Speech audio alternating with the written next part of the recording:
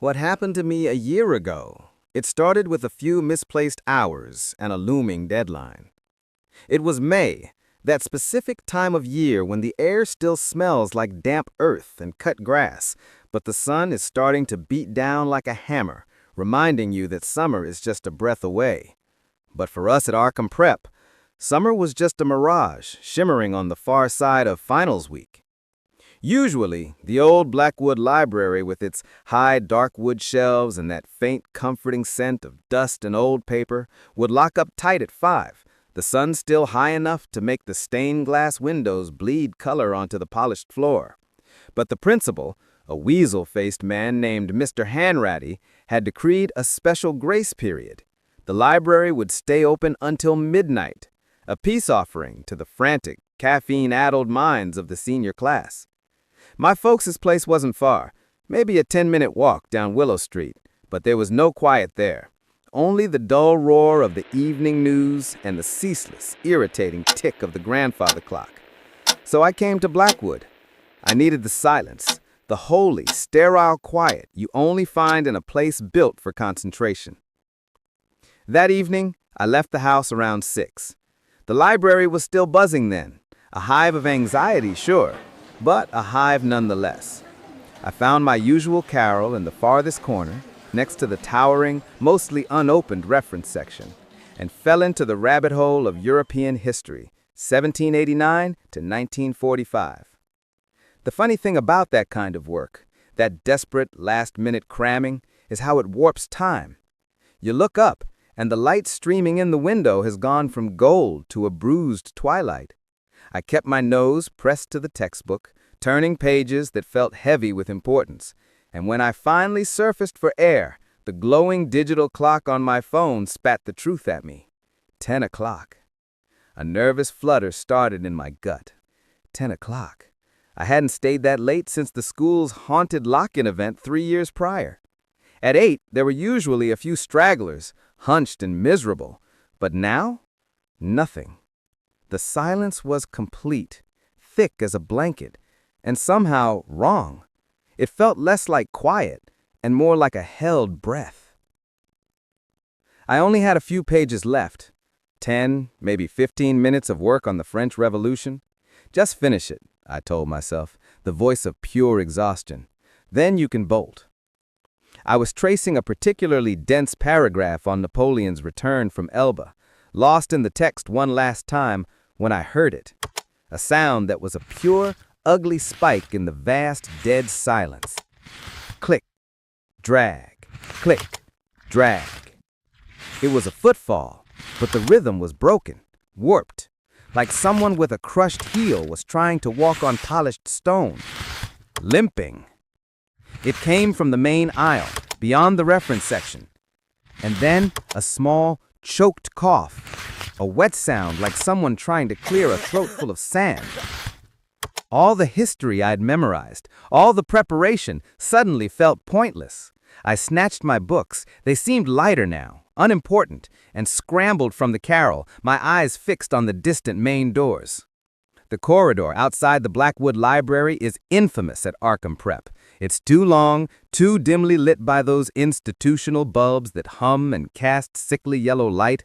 It seemed to stretch out into infinity now, a tunnel leading to the school exit, which was just around a sharp right turn at the end.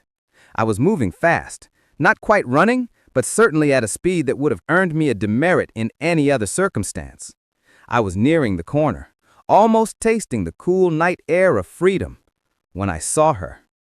She was standing right at the end of the hall, near the fire extinguisher, just before the turn to the main exit. A woman, a silhouette against the faint glow from the lobby. I didn't know her. As I closed the distance, a prickle ran up the back of my neck. It wasn't the kind of discomfort you feel when you meet a stranger.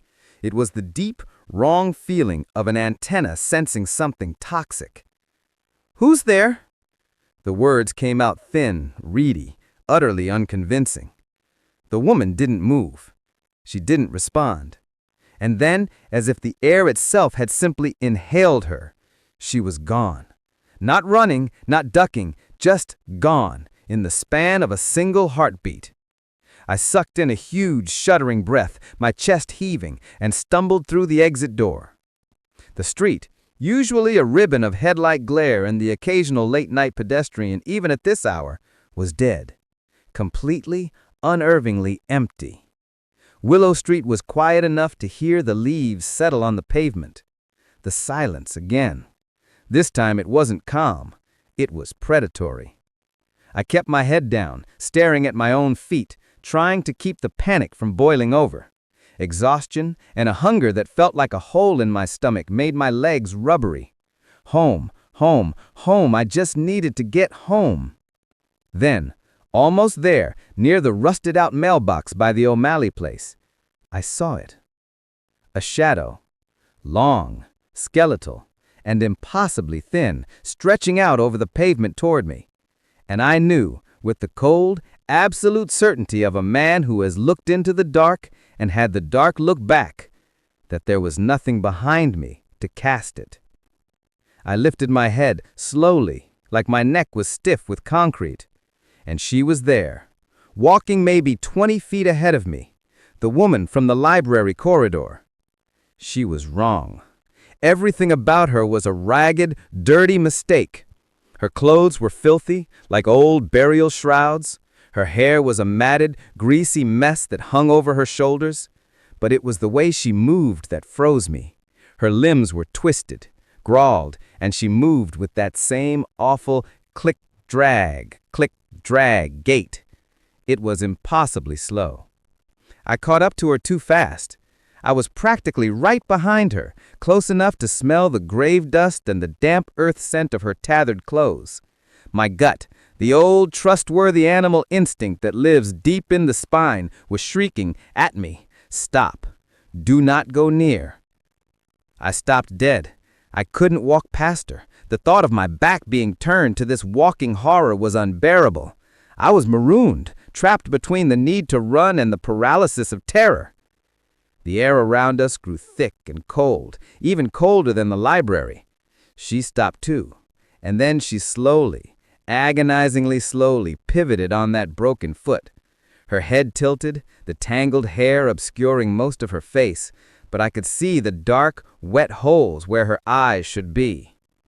And then she asked me, in a voice that was less a human sound and more a dry, clicking rustle of dead leaves, "Are you my little girl?" My brain went numb. I was a scarecrow, unable to move, unable to speak, the sound of my own heart hammering against my ribs. I couldn't answer. How do you answer a question that feels like a trap sprung from a deep black well? Finally, in a soundless, desperate plea for escape, I lifted a shaking hand and pointed down the empty street, far away, toward the faint, distant glow of the town's neon sign. I wanted her gone. She simply turned, accepted the direction, and began to limp away, the click-drag fading slowly into the night. She got so far that she became nothing more than a ragged shadow swallowed by the darkness. The instant she was gone, the paralysis broke. The thought of her appearing in front of me again, or worse, right in my own living room, was all the fuel I needed. I ran, not a jog, but a panicked, desperate flight, my legs pumping like pistons. I didn't care about the hunger, the exhaustion, or the history exam. I just needed another human being, anyone. And then, from impossibly far away, a sound that sliced through the silence of the night, raw and piercing, like a soul being flayed alive. "She is here!" After that, the reel of memory spools out. Blackness. I woke up later to find my neighbor, old Mr. Hemlock, standing over me with a face ashen as dough. He had found me passed out right on the edge of my own lawn and carried me in. It was him who told me the story, over a lukewarm glass of water, and the awful realization that my terror was not a phantom. In 1998, a 32-year-old woman named Mary Delancey had a daughter, Rose, who attended Arkham Prep. Rose, just 10 years old, was playing near the old quarry field when she fell and died. Mary went mad with grief. She simply vanished a few weeks later. But her ghost, they said, still roamed the old school and the surrounding streets, eternally searching, forever looking for her little girl. He's still out there. And I know, with the cold, absolute certainty of a man who has looked into the dark and had the dark look back, that someday soon she'll be asking me that question again. I hope you enjoyed the story. Don't forget to comment and subscribe to my channel if you haven't already. I'll see you again with another creepy story. Until then, bye.